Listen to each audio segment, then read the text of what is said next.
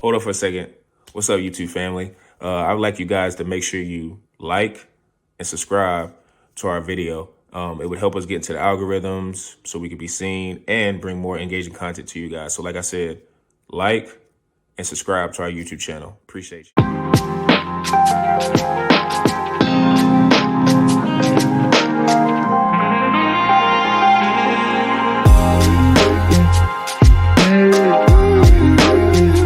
Edition of the Pick and Downs podcast. I'm your host, per usual, Sean Tyson, here with Zoo and P. Bush. How you fellas doing?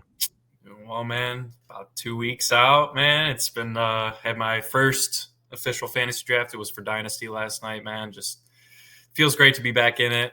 The auction drafts, though, man, they're so difficult to read. You can't really prepare like you can for just a normal redraft league. So next week's kind of the big one for that. So I'll have, I think, 3 next week, but man, the preparation is real. The Excel sheets are real.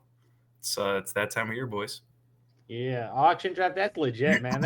I've never been in an auction draft, but that's a sweaty draft right there. Yes, that is a sweaty draft where you have to be on ASAP. Like there's no minute off an auction draft. Like snake draft, you pick your guy, you take a little break, and it's pretty casual. Like snake draft is the more casual league. Most leagues are like that. But an auction, that's like definitive, like hardcore. And Dynasty too. Mm-hmm. Add that on top too. Not even everyone's available. Mm-hmm. Just so you guys know, Derrick Henry went for 60 and Justin Jefferson broke the record at $62 for one season, man. Justin Jefferson this year? Yeah, I know. Well, I don't know the hammy, man. I when I see a hammy injury, man, I get a little nervous. That's true. I get a little nervous. The hammy and any leg injury, yeah. I'm just like, no, you don't want to go into the year with some lingering injuries because injuries find you. If you go in with injuries, that's on you. Mm-hmm. Yeah, any leg injury on any skill guy is always a huge concern. Like I just don't.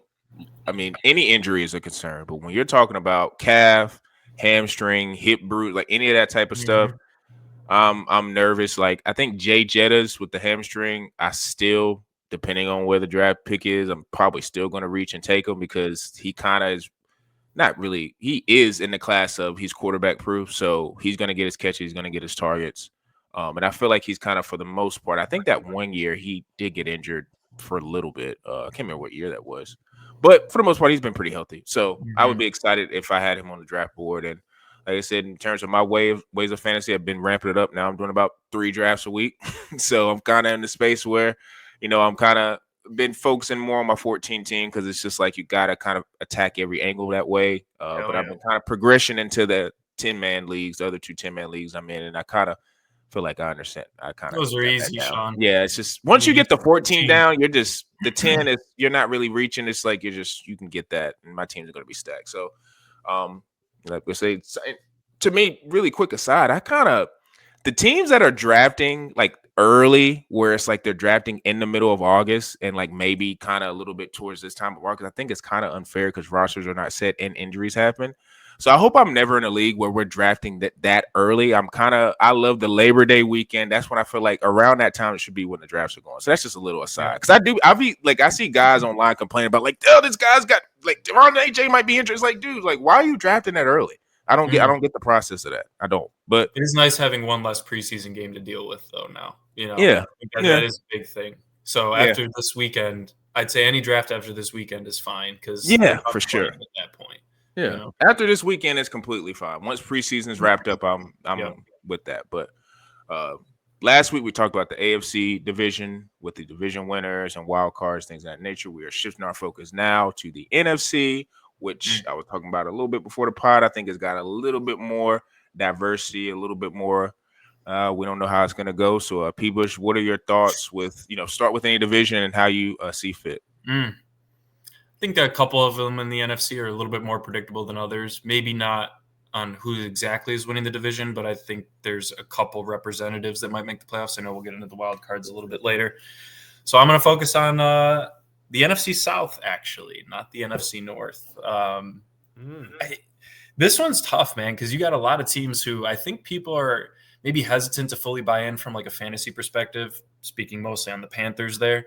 But they could be a team that could be interesting. Sean, you talked about their defense, taking a lot of steps the last couple of years. Bryce Young, obviously needing to take another step this year. They added Ted McMillan. Xavier Legette, take that for what you will. Adam Thielen's there. I'm a big Chuba Hubbard guy. I like that as well. I think they could be frisky, maybe like a 7-8 win team potentially, knowing that they also get to play the Saints twice a year, right? Everyone, no, pretty much 2 wins right there, unless you really get fluked. But I'm focused more on the 2 other teams, man, the Falcons and the Bucs. I want to pick the Falcons because I do think the offensive scheme change in Tampa is going to be interesting to see. Curious at how well Bucky Irving is going to play this year, how much they're actually going to use Rachaad White. That was obviously the concern last year with Rachaad White was, okay, who's this Bucky Irving kid? And he came in and pretty much stole the job. But at the same time, Rachaad White is still very useful in the passing game. And Baker Mayfield, he loves the little checkdowns, man. And he's got so many other weapons on that side too, with Igbuka coming in, obviously super high intelligent, high IQ guy out of Ohio State. Then you pair him with the good Mr. Old Reliable Mike Evans, man. The Chris Godwin, they're lucky they took Igbukazu because this Chris Godwin situation might be bleeding into the season a lot more than expected. Maybe on that Brandon Ayuk timetable a little bit. I would say probably that week 6. Maybe he'll be back a little bit earlier than Ayuk, but I think by the time he gets his legs underneath him and is making strides in a football game, probably more towards the middle of the season. So a little bit of hesitation there. Obviously, Tristan Wirfs, I believe he's out for the season. You guys might be able to remind me on that. I think he is. If he's out, man, that's very difficult. He's all pro, one of the best left tackles in the league. And so at this point, I'm like, I know that Baker threw 40 touchdowns last year, man, and he's hyped, and this offense was one of the most potent in the league. But, I just think there's a couple of holes, couple questions, new regime coming in that makes me want to pick the Falcons, man. I mean, Falcons to win the division, I think I don't think it's an egregious pick. I would say they're probably the second favorite by Vegas at this point. I know I'm putting a lot of heart on Penix there, but I think with the weapons that they have, we've already talked about Drake London during our wide receiver topic a few weeks ago. We all think he's pretty much going to have a pretty breakout year, maybe even a potential top 5 season if he hits his full peak. And then, man, I was talking about this, but Kyle Pitts, man, we got to see what they're going to use him at. He's not going to be great, but if he can be running more of actually a wide receiver route tree, you're going to have to at least respect him. He's not like his issue hasn't really. I know he's had some drop issues, but he's not like Quentin Johnson level of dropping the ball, man. His ability has actually been more getting open and creating separation, which maybe with a new offensive scheme, maybe with a more diverse route tree, they can get him the ball in open field more because we know the athlete that he is. So, and then you can't leave out Mr. Robinson, man, the right B Robinson. I don't know if you guys saw that funny tweet yesterday. A guy accidentally drafted Brian Robinson. Yep. Over Bijan. So hopefully none of you guys do that out there. But Bijan is Bijan, man. He's top 3 back in the league, I think, at this point, or at least with the potential to be this year. I know they lost Drew Dahlman at center to my Chicago Bears, but their offensive line has always been relatively decent. And I do kind of like their defense, man. So, I think this division it's always kind of been very mixed together since even the Drew Brees days when Matt Ryan was in there, Drew Brees. Obviously the Panthers were a little bit before that as well. Buccaneers with Tom Brady. So I could see another season where the winner of this division really only needs like 10 wins. I think that's very possible. And I just think the Falcons, if Penix can put it together, man, this team's going to be scary offensively. And they might have the best offense in their division. Mm-hmm. Yeah, as you mentioned, like, it's all on Michael Penix's shoulders right now because we got a brief little look at him last year. I'm like, okay, 3 touchdowns, 3 picks. Like, it's not a good sample size. Like, he showed some upside. Like, this guy really likes chucking the ball down. As you mentioned, like, Drake London's production exploded when Michael Penix took over. So, but that's just a brief sample size. Like, we really don't know Michael Penix is an NFL quarterback right now. So, like, he's obviously the biggest wild card this year, though. That's the biggest change agent of him changing over. Carolina Panthers is just seeing if Bryce Young is that quarterback, because last year in the beginning, he looked like he wasn't even an NFL quarterback, and then he got sat down, and then he came up in the second half and showed a little something at the end of the year. So he's also a massive wild card as these young QBs right now, and they're giving a weapon in T-Mac where okay, we're going to give you a first round wide receiver. We're going to give you a big weapon. We're going to see if you're the real deal. Because I feel like they're also evaluating their QB position right now over there in the Carolina Panthers. And the New Orleans Saints is just tanking right now. Yeah, of course. Because their QB room right now, that's a QB room for the next year QB. So New Orleans Saints, Alvin Kamara, bless him. He's going to have a great season. But that QB room, it's just a bunch of guys right now, and I don't even know they're just guys. They're the guys on the bench for the guys. So I don't know what they're really doing for the New Orleans Saints right now. But so obviously out of that, Tampa Bay Buccaneers, the crazy part is Baker Mayfield is the most for sure product right now at the QB position. Yeah, he's the most seasoned. He's now in a room where this franchise looks like they're actually a competent franchise. Obviously, they won a Super Bowl with Tom Brady, but they look like a competent franchise building around Baker Mayfield right now. And obviously, they've drafted some nice rookie players where they could replenish Godwin's injury. So you get to see what Bake Show could do this year. But obviously, with the coaching change, that is the catalyst right there. Is like, are they actually not going to have a material impact of losing a guy where Baker Mayfield had the greatest season of his career? You know what that means? It was an outlier season, and you're taking away his court, pretty much the OC guy calling all the plays.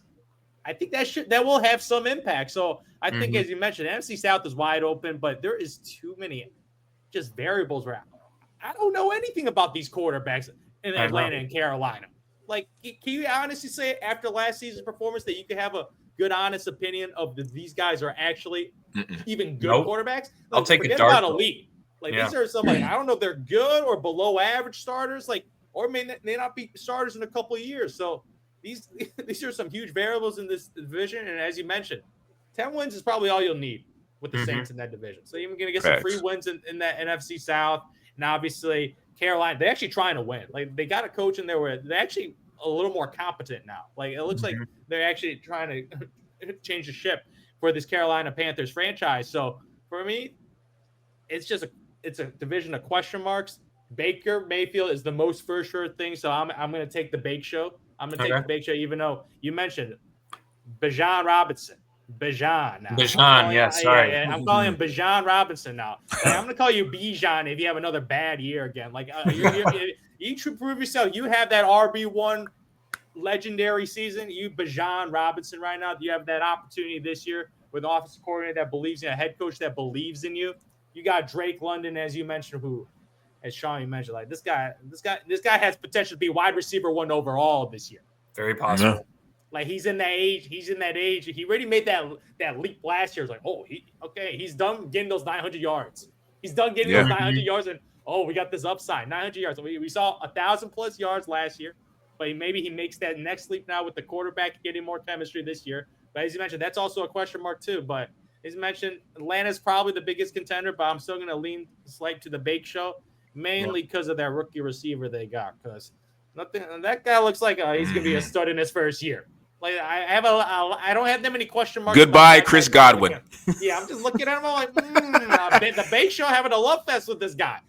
They just having a love fest with this guy. So I'm like, okay, I want to see him. Big slot, Ohio State. That is very, very exciting to see a new receiver in an offense that's very pass heavy. So that's going to be very, very interesting to see. But I'm going to lean the Bake Show. They're going to run it back. But as you mentioned, there's a lot of variables where I can't really predict the lower tier teams in this division.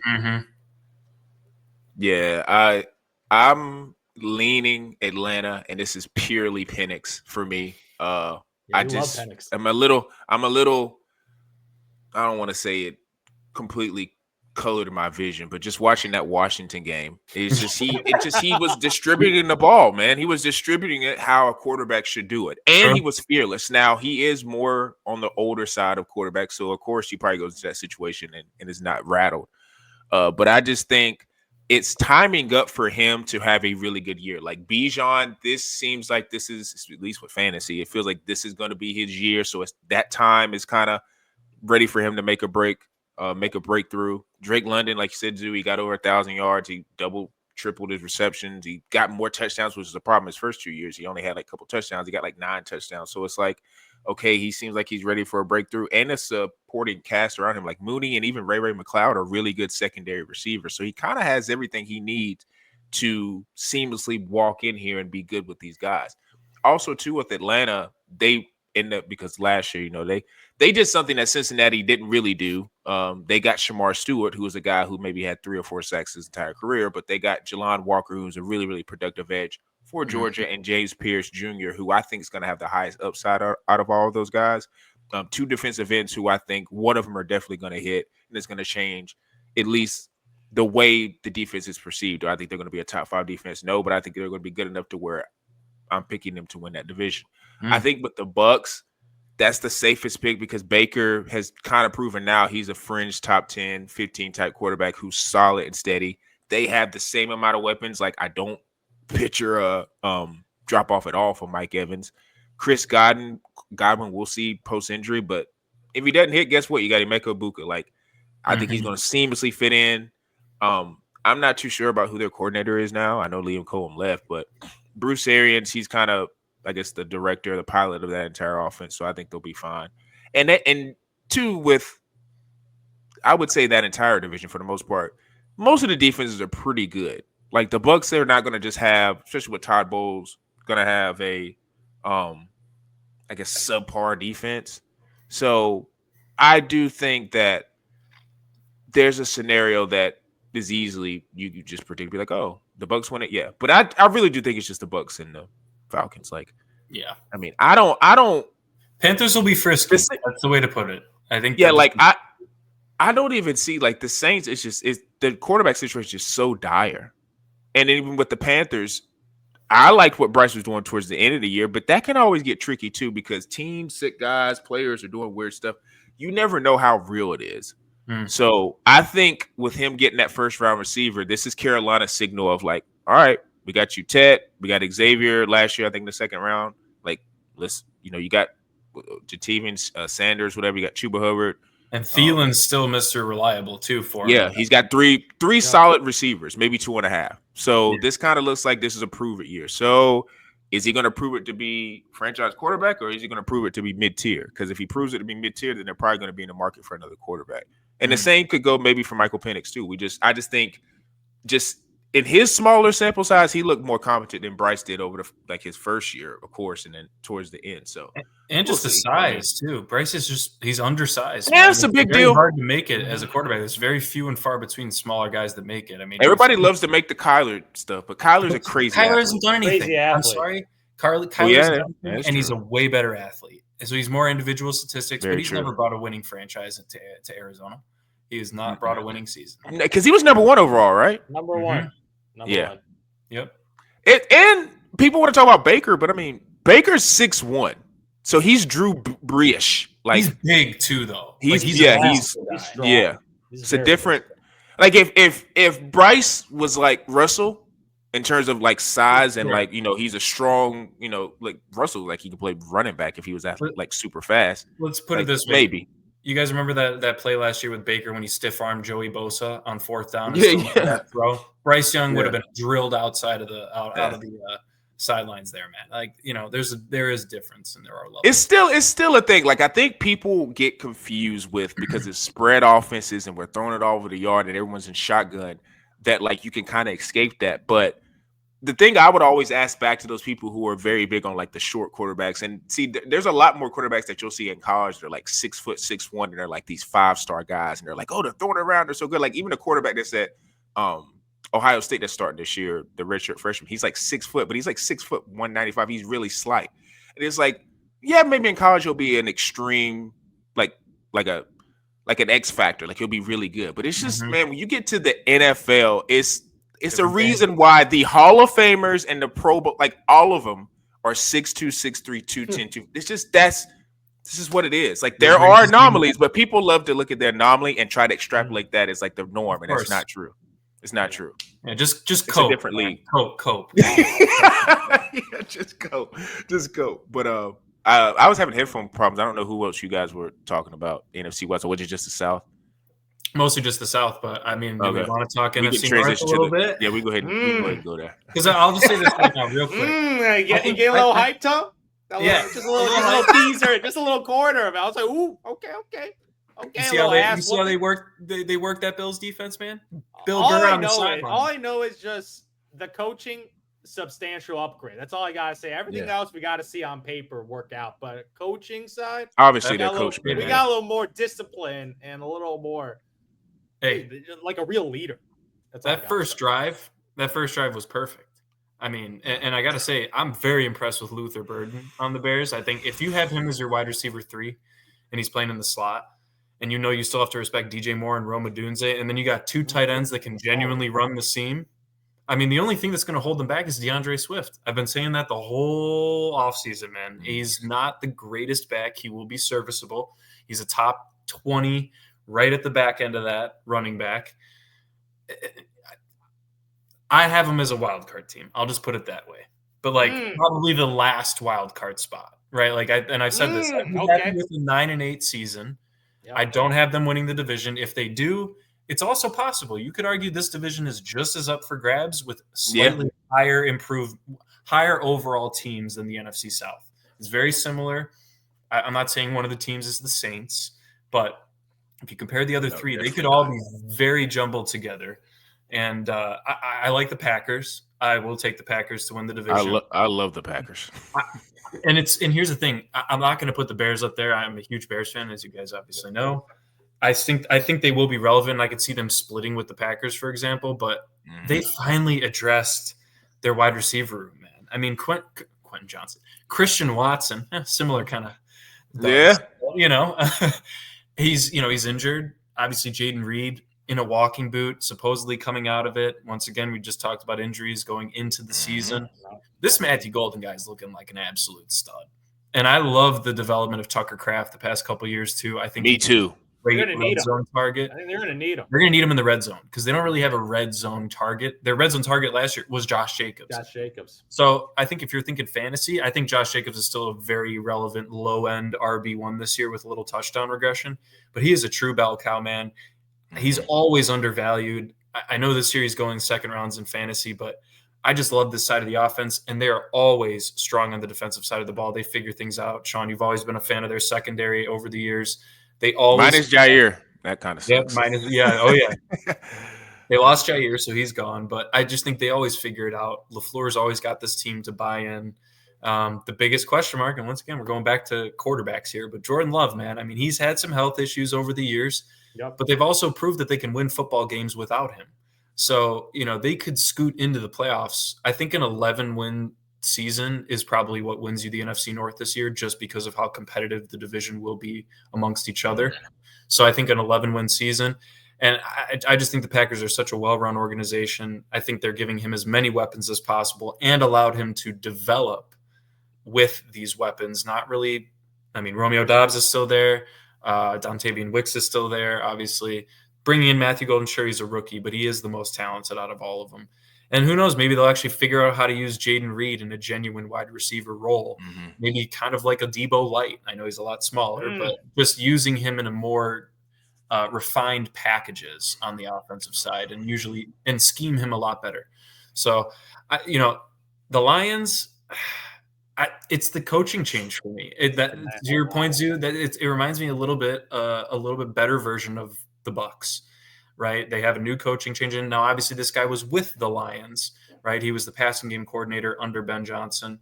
But look, man, they're the most potent offensive, one of, if not the most potent offenses in the league.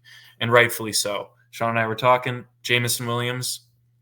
I think he's taking a huge leap this year. That's great. Yeah. We do get Aiden Hutchinson back this season after the broken fibula. That's a huge addition back on the defensive side of the ball. But, who knows if David Montgomery's still got it, right? And if you have to give Jahmyr Gibbs a full workload, he's never had that in the NFL. I'm curious to see if he can do it. We've seen guys like Devon Achane play 17 games at kind of a smaller stature. Not saying Jahmyr Gibbs is Devon Achane, but they are, kind of similar level, shifty, quick players. Yeah, they're the quick running backs. Yeah, and, but can they be bell cow backs, right? Maybe this is more of a discussion for a couple years down the road once DeMont is truly gone and Gibbs is in the bell cow role. But, I just think they don't have as easy of a path to win the division as they have had in years past. And that is even including Sam Darnold being in there last year and somehow getting the Vikings to be relevant. So I like them too. I just think they have a lot of question marks with the suspension of Addison, the J. Jeff injury.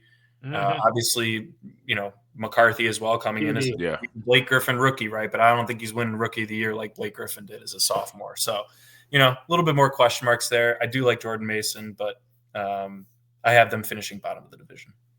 Yeah, for sure. Because let's start with the Vikings first, because you're going from a guy like I know the expectation for Sam Darnold was kind of no one really had that big high expectation. No, but this guy was in the MVP conversation last year. Like we have to go back, like what he actually did statistically on paper. He was absolutely a productive quarterback, and based on just production, which is a little different than top 10 ranking of a quarterback. He had a top 10 producing QB season last year. You can make an argument for top 5. You can make an argument for top 5 because him and Baker were the surprises. Yeah, like the number of touchdown passes that this guy's thrown. Like there's a reason why Justin Jefferson got all these yards. Like they had actually insane chemistry for just playing 1 year. For just playing 1 year, like I got to give the coaching staff a lot of props for having that chemistry because what they did last year was something special, and then it came all burning down because you know what Sam Darnold is like. He ain't that guy, but exactly, he was a cute story, one of the most predictable cute stories ever. I'm just like him up and there Jared, with Daniel Jones. I'm telling you, man, like like Jesus Christ, the cute stories are there, and I got to continue with the cute story of the Detroit Lions because Jared Goff. I'm just telling you, this guy is just such a fraud, man. Like he puts up some nice numbers. Like he is in a system where everything was in perfection. And what happened? It so went crumbling down at the end of the season last year. And now you look at on paper, everything's not perfectly laid out at the table for him now. Some knives are moved, some plates aren't there now. Now he got to do a little movement now at the kitchen table now because not everything is set for him now with the new coaching staff because this head coach, this offensive coordinator that went to the Chicago Bears, man, Ben Johnson, he's one of those creative guys where, okay, this guy's actually doing something like that's different from other OCs, where he's very, very creative. The play calls is very complex. And I got to give it that. Jared Goff is a very intelligent quarterback. From what he lacks in some other abilities, his IQ of the game is, okay, he can execute a system where him and Ben Johnson were on the same wavelength. That's what Caleb got to learn. Like, it's a very hard playbook to learn because it's very complicated. It ain't cookie cutter. Like it's a very intelligent playbook. So obviously with the new guy, he's going to have new chemistry with this new OC that's taking over. Like, I don't know about that system. To be fair, he did write the passing game offense for Ben Johnson. I think that is something we do have. There is a little bit of continuity. There is some continuity, but the play calling in games. Correct. Like that is a skill of being able to see what the defense is doing, calling plays on the fly. Like that's a lot of like, oh, you just got it or you don't. Like in-game calling and drawing some plays in practice, it's a different beast right there. It's a different beast. So Jared Goff for me, I'm like, I've never been a Jared Goff guy. There's a reason Jared Goff was shipped out and they won a Super Bowl. It just happens he's the DeMar DeRozan of the NFL. That's just who he is. He's a nice player. Like, he puts up some good numbers, and he's like, he threw for 5 touchdowns, 0 interception. He's looking nice, but we all know when things come to high, like, I'm out on Jared Goff, man. That's exactly who he is. So I'm like, okay, they might have a nice season, but based on just the coaching change, I think this is a substantial change in factor year over year. So I'm not going to have them winning the division. Like, last year, they were murdering teams. Like, absolutely murdering. They were. Like, it was actually so beautiful to watch their offense because it was just thunder and lightning. They kind of just were taking turns, like, you get a touchdown, you get a touchdown, you get a touchdown. I don't think they're going to have it that easy as last year because last year was a special season, and obviously injuries was a big reason why they didn't complete the mission, and Jared Goff turned into a pumpkin.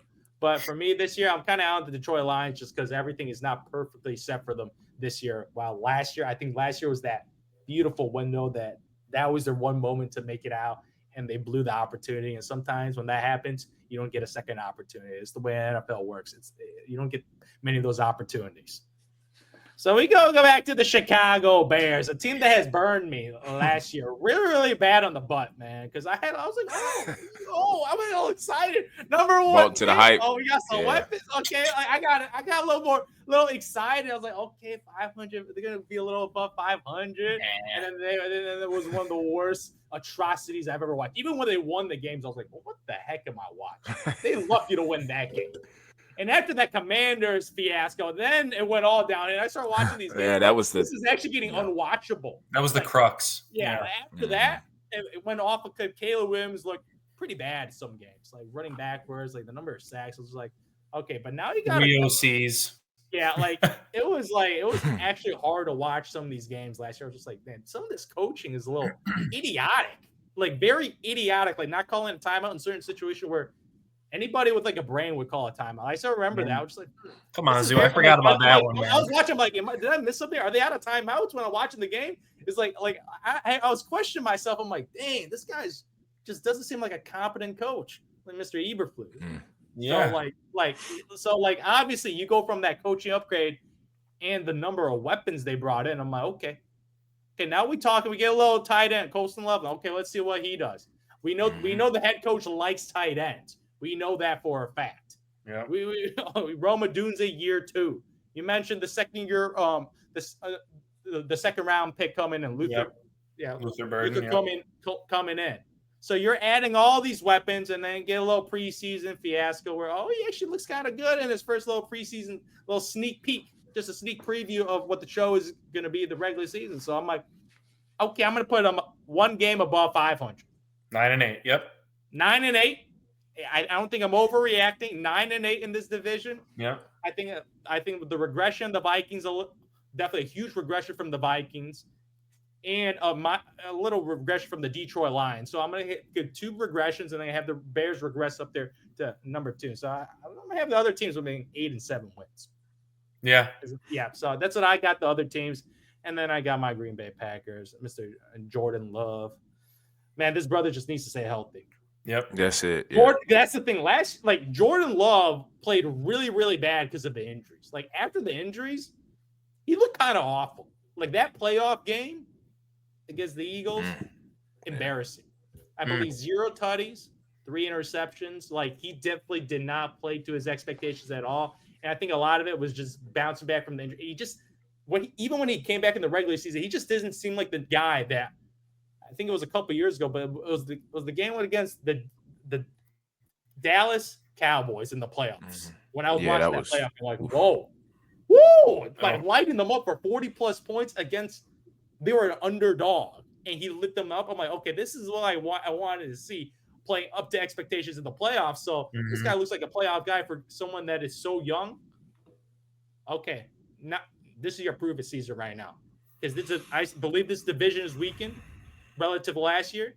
You're coming in the year healthy. You got yourself a receiver 1 in the draft. We'll see how good Mr. Golden is, but they're adding weapons for you, so they're doubling down on the belief of you can get them to this division. Like, you better win the NFC North. That's all I got. They have to. I don't want no wild card. Like, you guys have been in a 10, 11 win team for the last couple of years, making the first round. Like, you got to get it done this season.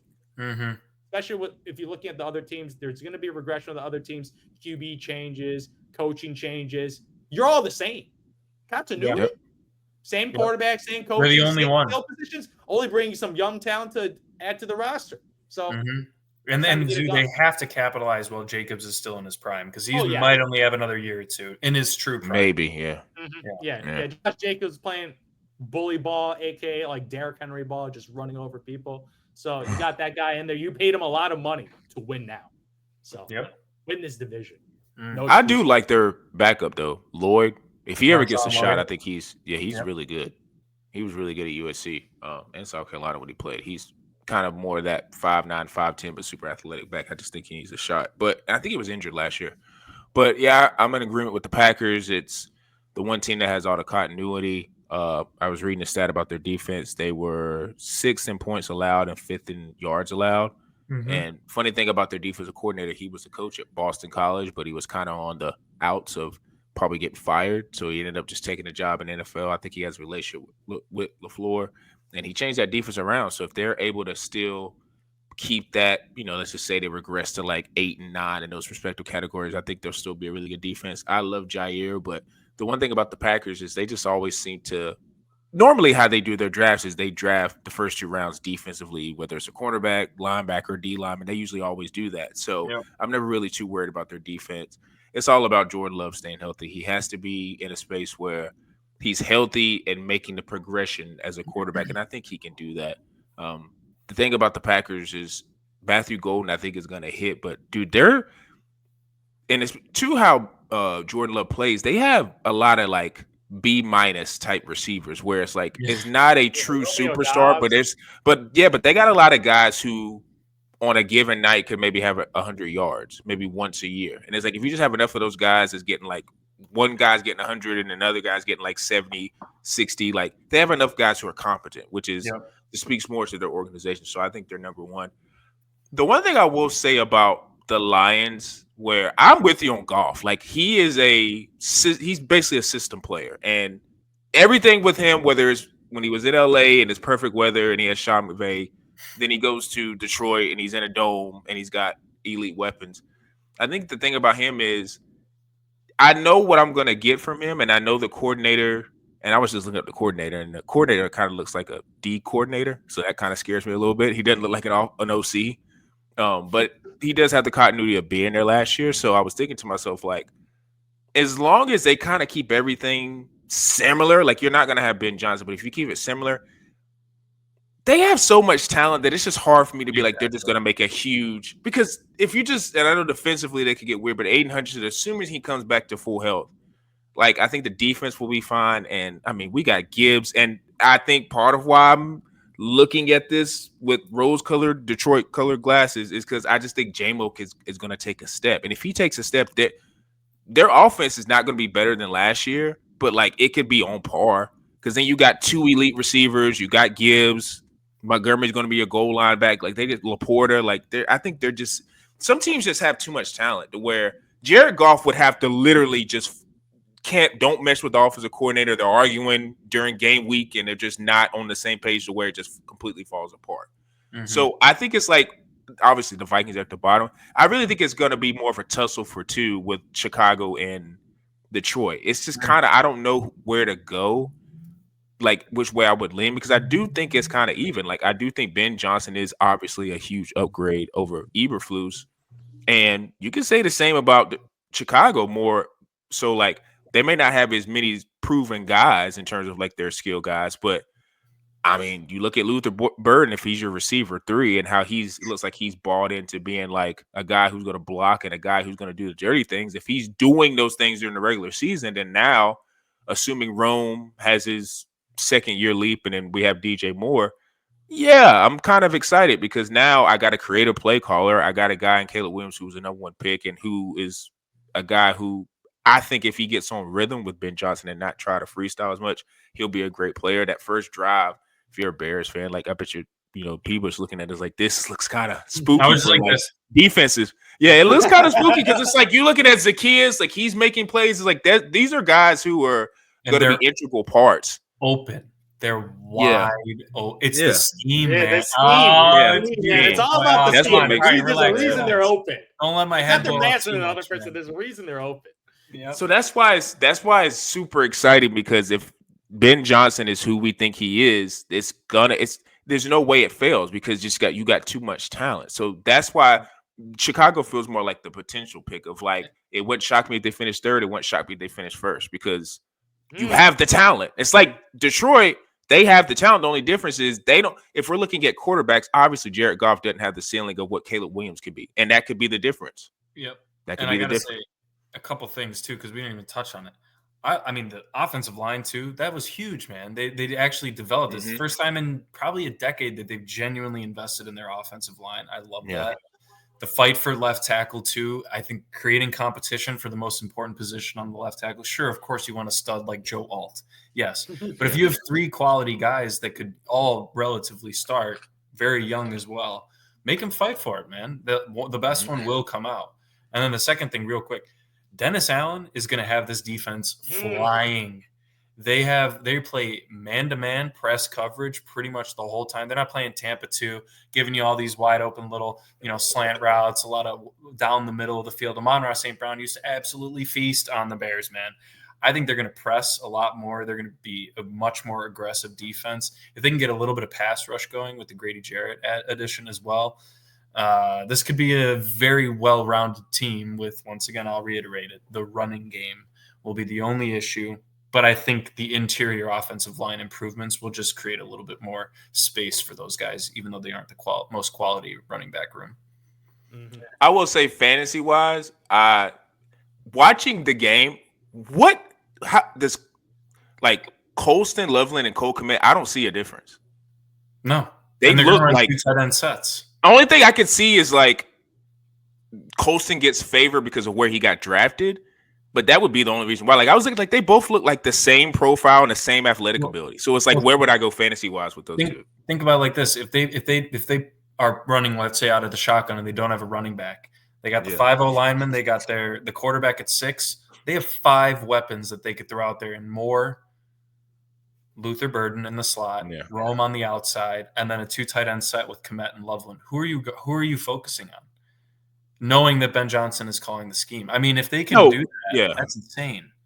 If Caleb can execute, and that's going to be the issue. It's just, which I think he may have a rough go of it because Caleb his entire career has been he's been best when he's been off script. So once he buys into being on script, then I think that's when the offense will explode. With the ability to go off script when he needs to. Yeah, and that's the key. Like Mahomes was like that. Like that was part of his thing when he was at Texas Tech. Is part of the reason why I guess he wasn't a number 1 quarterback is because they kind of looked at him as like just a strong arm thrower who doesn't really play on platform. But what happened is he got Andy Reid.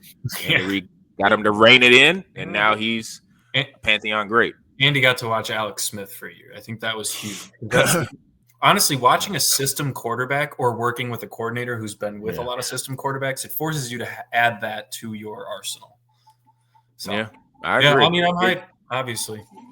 But the division is as wild cards. Yeah, it's like I think everybody's just in agreement that the Vikings, I think, are down there. But then again, it's like to your point about it being up and down. I hate saying that because Kevin O'Connell is such a good coach. It's like it's not complete. It would be shocking because JJ's coming off injury and he was raw coming in, but you can't just dismiss him because it's like, dude, he got Kurt, and I know Kurt did his thing at Washington, but he got Kurt playing at a higher level, and he revived Sam Darnold. So it's like it would be super disrespectful to be like, they're just gonna be last, which I'm just playing the percentages of more than likely, and you could. And to close it out, like that division, man, it's just a lot of, especially with the Bears now getting back up to like getting talent on the team. Like every team in that division has a lot of talent. Like they're like even Minnesota on defense, like Brian Flores and what he did with that defense, like that's no slouch. Like that's an elite defense. So it's like everybody kind of has a squad. And their weapons are like, great. Just players. Yeah, they have players. So that's another division that's kind of like up in the air. Like for me, though, in the other 2 divisions. Washington is interesting.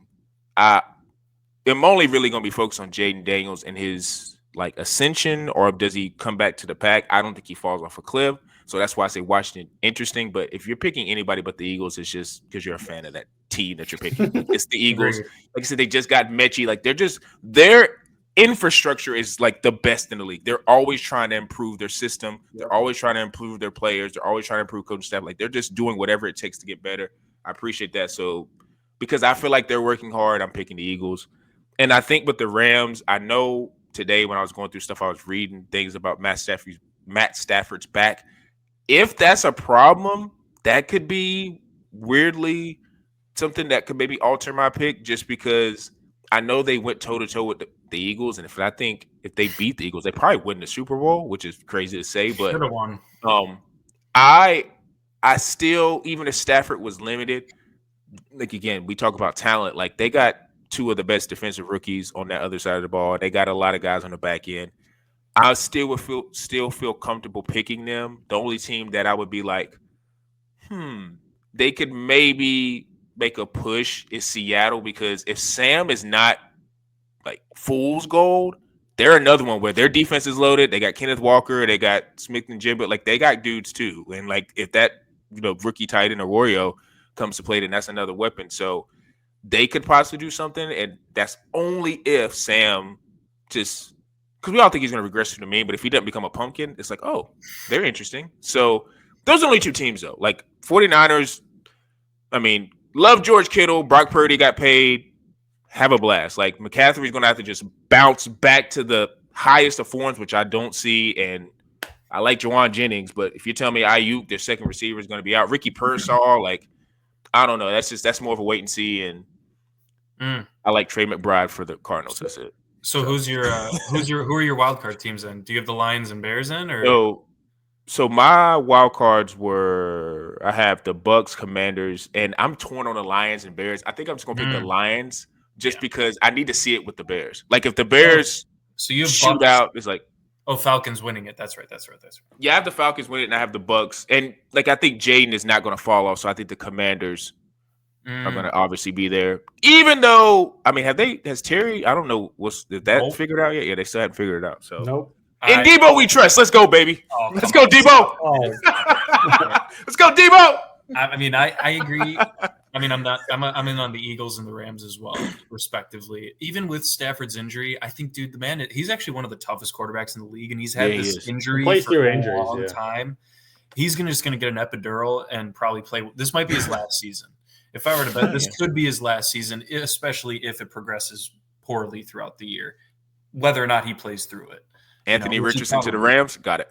Yeah, exactly. And then McVay will make him an all-pro quarterback. Yeah, exactly. Or they got to send. Or if JJ McCarthy fails, then they can trade for Anthony Richardson and he'll go to the quarterback whisperer. McConnell. I shouldn't say that. I'm not high on the 49ers, but I'm not counting out Shanahan as a coach, man. I mean, like they were a bad team last year because every single player got hurt. Right now, what they're dealing with is actually the injuries on the front end of the season, right? With potentially Juwan Jennings being a little banged up, Pearsall was a little banged up. I think they're both going to be fine. Jennings got paid. Ayuk supposedly on track for like a week 6, week 7. I think they take their time with him. If they could be at like 4-2 by week 6, I'm not sure when their bye week is falling this year, but assuming it hasn't at that point, if they're at 4-2, which I think they realistically could be, and then you get Ayuk back, they could be a dangerous team in a division that is potentially questionable if you have Jimmy G having to step in for Matthew. Oh, yes. Right. So, and then you look at Kyler. I'm sorry, never believed in him. Best season he'll have is probably 8 and 9, man. He's the definition of mediocre with high upside for fantasy. And the Seahawks are interesting, but once again, a bit of a wild card. So, Shanahan, I'm going to put the Niners in the wild card. I trust them more than I do the Commanders. I know that they're talking about trading Byron Robinson Jr., and I get it, man. Everyone's on the Bill hype, man. JCM, Ja'Cory Cross-Merced. Yeah. But I'm sorry, man. You do not trade depth at running back when your backup is now Austin Eckler, Mr. Yeah. Oh, man. It's not just the league. For a 6th or 7th round rookie running back, I get it. He's got some flashy plays, man. But the amount of guys that hit that have that level of draft capital, that late of draft capital, I should say. Yeah. That's a big risk, man. And that means you're going to put more on Jaden Daniels in the red zone, right? Which he's not Jalen Hurts, man. I'm sorry. You are not Jalen Hurts, and you do not have the Eagles offensive line. So, and then you add in the Scary Terry situation. Who's their wide receiver 2 outside of Debo?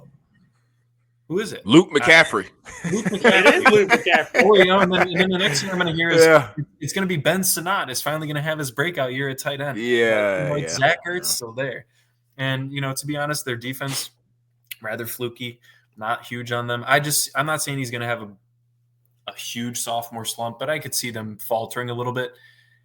And I'm not going to say they're going to make the playoffs. But the Cowboys could be a lot more interesting in that division this year. And I don't think it's a guaranteed 2-0 for the Commanders in that. For the Eagles, yes, most likely. They will sweep Dallas. But I could see the Commanders losing one. I'm pretty sure they lost or they beat Dallas. Was that Dallas? They beat on that last-second Terry McLaurin touchdown last year? Yeah, that was that long. Yeah. He took it to the house. They barely swept them last year, right? And then you got a lot of coin flips, Yeah, Dak potentially back fully healthy. We know what he can do for a football team, even if it is in garbage time. And then you had George Pickens, and their running game is their running game. It's not sexy. They need to sign Micah Parsons. Like, what are we doing? And yeah, exactly. So I'm a little bit out on the Commanders. I think I would put them in over the Bears, but it's the Bears, so I'm going to put them in at the 7th spot in the wild card. The Lions, I'm actually a little iffy about, and I could see a team like potentially picking the Falcons, the Bucks. Potentially fighting for that wild card spot, as well as the Commanders or potentially the Seahawks as well. So Yeah, it's going to be the NFC stacked, man. There's a lot of people that are going to be fighting for that 6 to 7 wild card spot. Mm-hmm. I think the 5th one will be solidified because it's going to be probably the top team in the NFC North or one of the top teams in the NFC West, if I were to guess between a couple of those teams you mentioned. So, but gotta go hometown, baby. Mm-hmm. I like how you mentioned the Cowboys because I got the Cowboys in as a wild card team. Wow. I see a huge bounce back here because especially we just know this team without Dak is just they couldn't do anything. And I think Dak is one of those guys in the playoffs, he kind of shrinks. But in the regular season, he is a very productive quarterback. And I think they could be kind of like the Bengals of the NFC. Just all offense. Like Dak, they doubled down on offense, getting George Pickens in there. Like that's your receiver too. Like that's your receiver too with the CeeDee Lamb. Higgins level, Exactly. Yep. And like that is an unbelievable 1-2 punch. And one thing with Dak Prescott, he could fling it deep.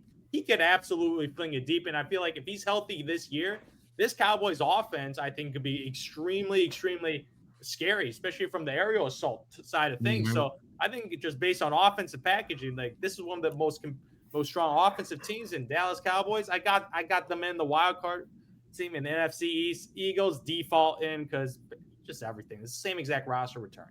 It's the same exact roster. So what are we talking about there? But especially with the Commanders, last year was kind of like the year of destiny. Just things just kind of like went their way. Like everything went their way. There was one of the more fluky 12-win teams last year, even though there's nothing fluky about Mr. Jaden Daniels because just from one deep pass, I've seen him just Terry McLaurin. I'm like, who is this guy, man? This guy's the real deal. Just one little deep ball. I'm like, ooh, that got a little different type of spiral in it. So he's a special player, but I just don't think the roster is that good.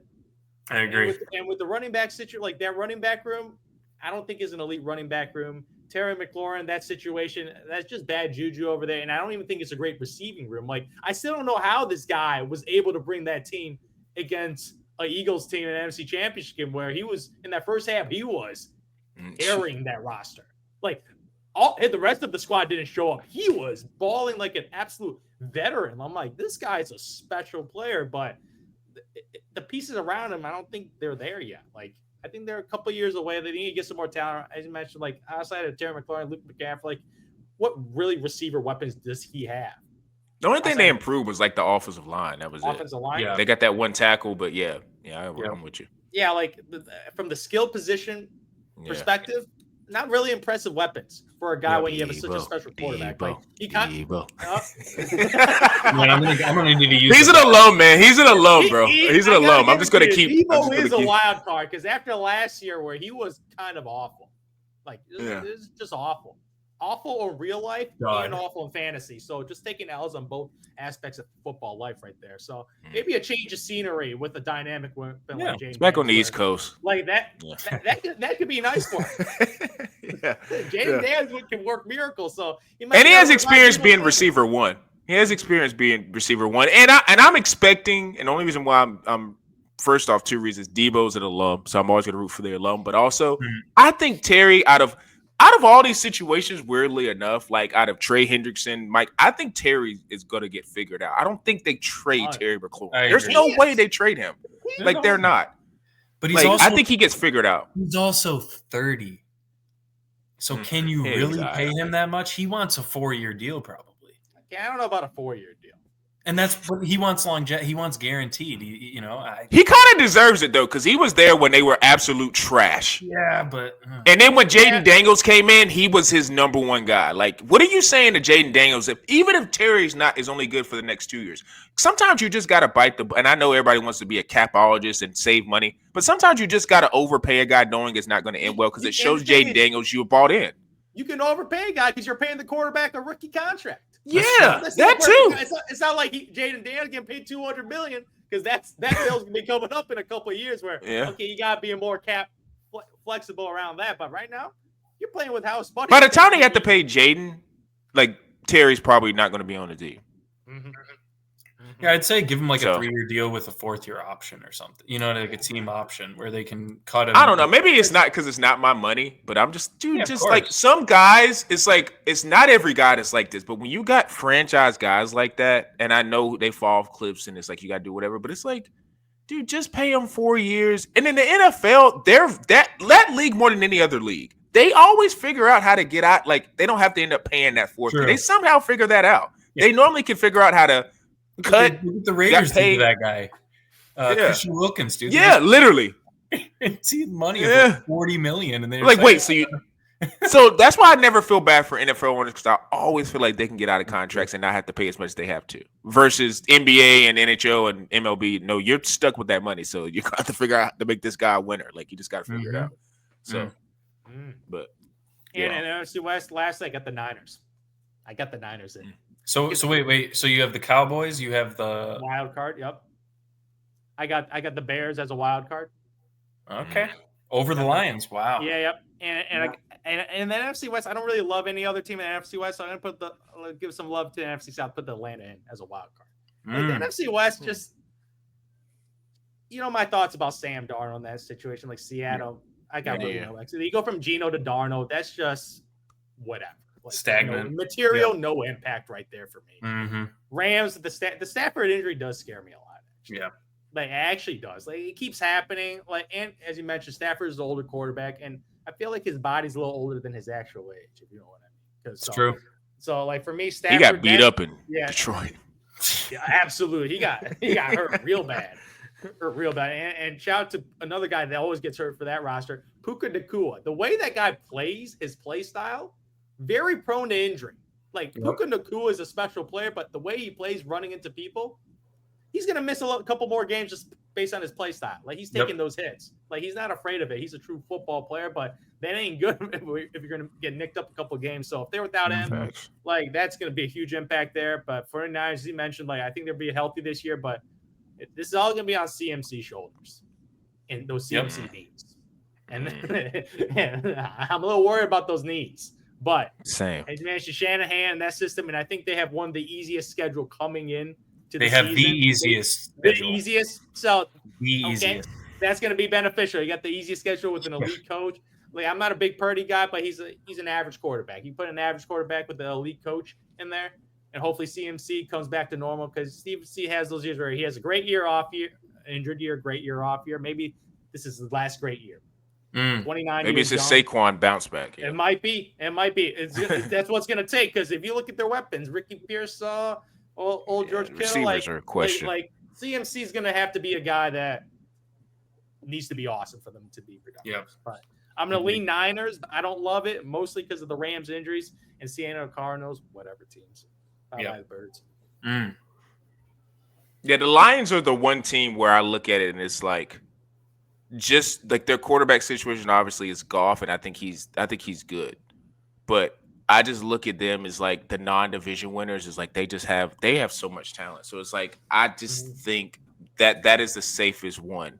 But out of those, my last pick for that one wild card was just I'm leaning Bears or Lions. I would just say if I had to bet it, I'd do Lions just because I've seen it and I want to see what the Bears do. But those are the only two that I considered, because I think with the 49ers, it's just to your point about you talked about guys like Jay Jettas and A-Chain coming in injured. It's like, dude, like Ricky, and this is no fault of his own, but he got shot last year. I know mentally he had to get through a lot of that stuff. He looked kind of good in that preseason game they played, but Juwan Jennings is a little banged up. Your Ayuk is week 6, but even if he comes back week 6, he's got to get back up to game speed.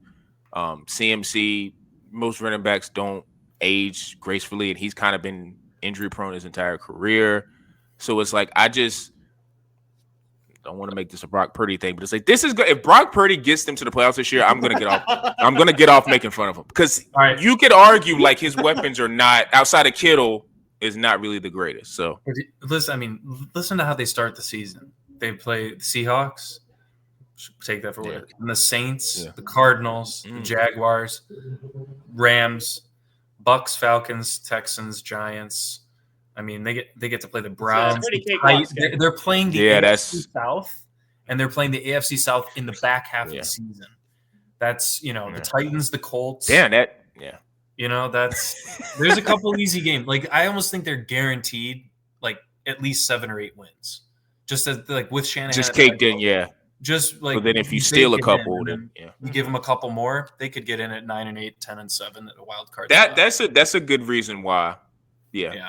And that's why That is true. I didn't think about the schedule. I will say another team that I just want to watch because of the quarterback situation. If the Giants figure out something at quarterback at either Russell or Jackson is decent, I think they could be sneaky because I think their defense is gonna be a bear. Yeah, so if they're just kind of like staying above water, like they're not drowning, but they're just floating, they could piss some teams off in the Look, NFC.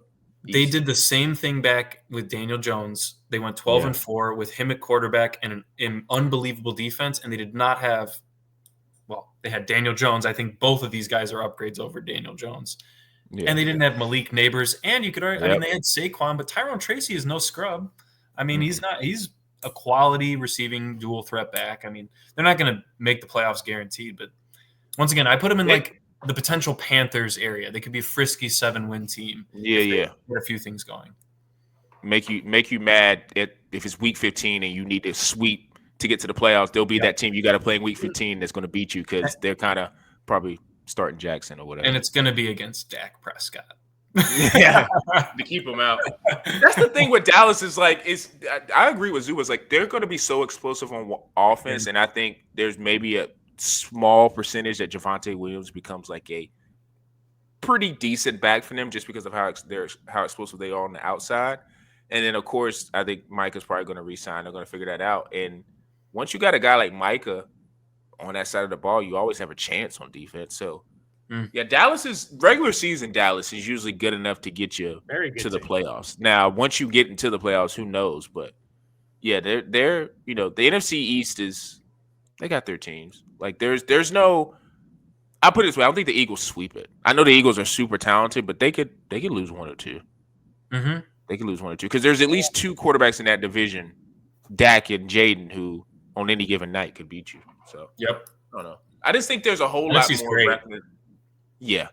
I just think there's just in this side of the conference, there's a whole lot more discussion of teams with like the quarterbacks. There's some proven quarterbacks, but there's also a lot of question marks. And the proven quarterbacks are not like Hall of Fame tracks like they are in the AFC. So it's like there's a lot more variety of how teams could finish. So that's why I think the NFC this year is going to be a lot more interesting to watch.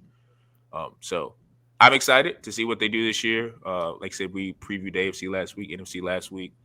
Getting kind of down to the nitty-gritty in terms of NFL being here in a couple of weeks. I know college football is starting this weekend with a couple of things. So football is back. We're excited. Make sure you follow Tyson Talk on Instagram, Tyson Talks _ on Instagram and TikTok. Make sure you follow us on YouTube, Quantrill Knows, Spotify, Apple. Give us a 5-star review, leave comments so we can maybe improve, or you want to hear some things that you want to talk about with football season coming up. And for me, Zoo, and Peebush, we are out.